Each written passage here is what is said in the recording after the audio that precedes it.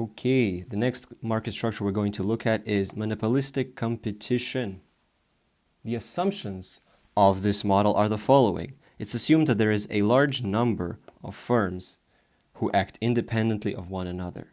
Furthermore, there is freedom of entry and exit in this market, and this is because there is no or very low barriers to entry here. A very important assumption of monopolistic competition is also product differentiation. This is when companies differentiate themselves from other products on the basis of things such as the product's appearance. So for example, its size, its packaging.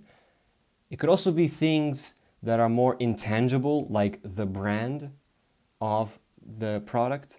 But it could also be more nuanced things like services that are attached to the product or the service itself. For example, you could have a warranty, a 3-year warranty. It could be some sort of payment plan. But there's also other things like the location, which is a way of product differentiation. For example, this location could be very easy for consumers to access, very convenient for consumers to access. That's a way of product differentiating yourself. This is a very important idea because it forms the basis of non-price competition. This is a market structure where firms are price makers and there's price elasticity of demand. Lastly, this is a market with good information. Before we get to the diagram, I do want to mention there is price competition here in this market structure, but there's also non-price competition.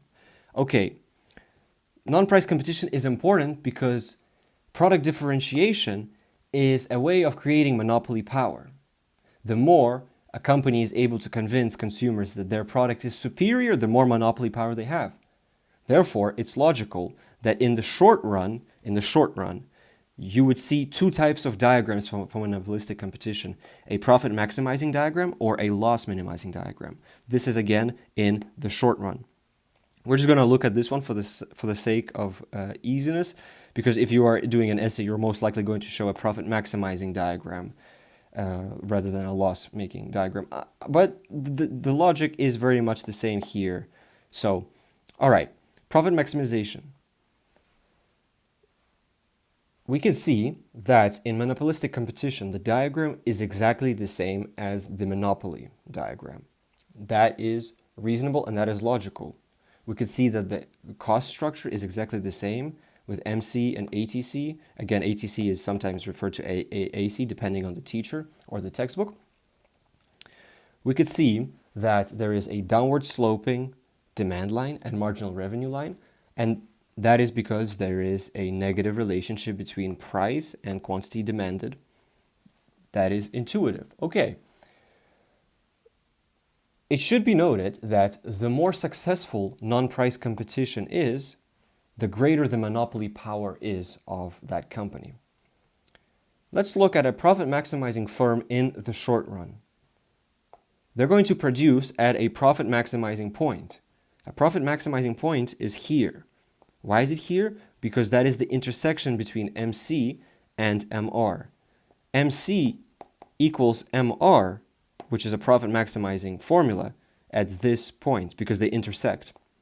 Okay, so we could see that this is the profit maximizing quantity, but the price that we're going to be receiving is at the average revenue level because that is at the demand level. So if this is our quantity, the price we're getting is over here.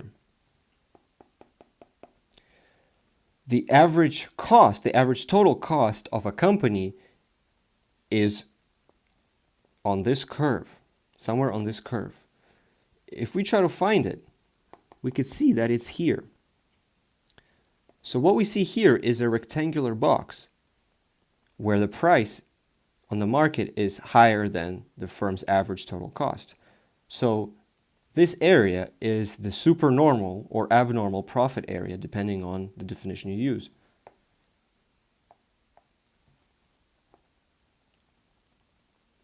I'm going to color it in for you guys.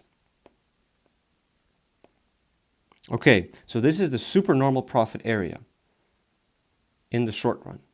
But let's go back to one of the assumptions, which is there is freedom of entry and exit.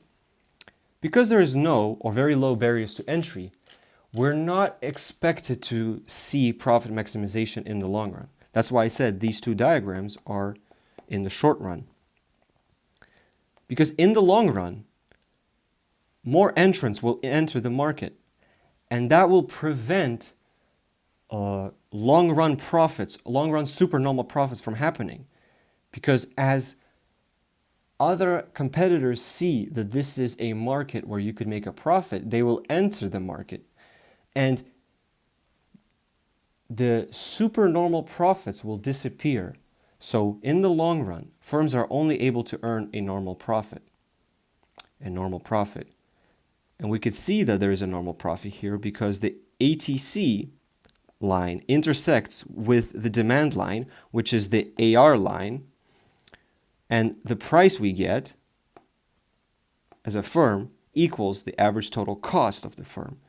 P equals ATC. So we know that there is only a normal profit being earned here.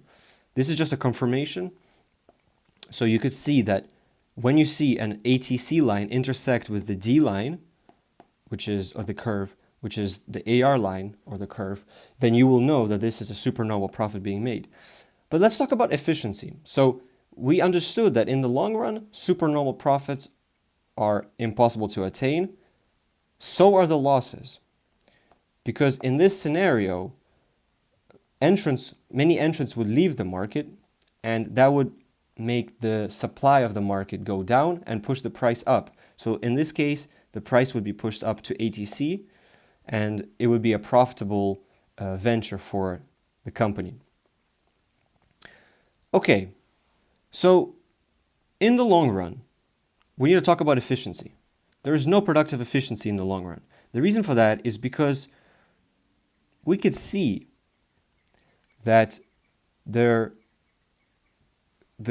quantity being produced is not at the minimum point on the ATC curve. The minimum point on the ATC curve would be here. But we are producing at a pretty high point on the ATC curve. So the profit maximizing amount does not equal to the productively efficient amount being made. So there is no productive efficiency in this market. Productive efficiency is here, but our production is here. What about allocative efficiency? Again, we do not have allocative efficiency because allocative efficiency is when P equals MC. But our P equals ATC does not equal MC. Our MC is here. So because P is greater than MC at the profit maximizing amount, we see that there is no allocative efficiency. So to conclude, monopolistic competition has a large number of firms who act independent of one another, and there is product differentiation. And because of product differentiation, you have two types of competition: price competition and non-price competition. And non-price competition allows companies to create monopoly power.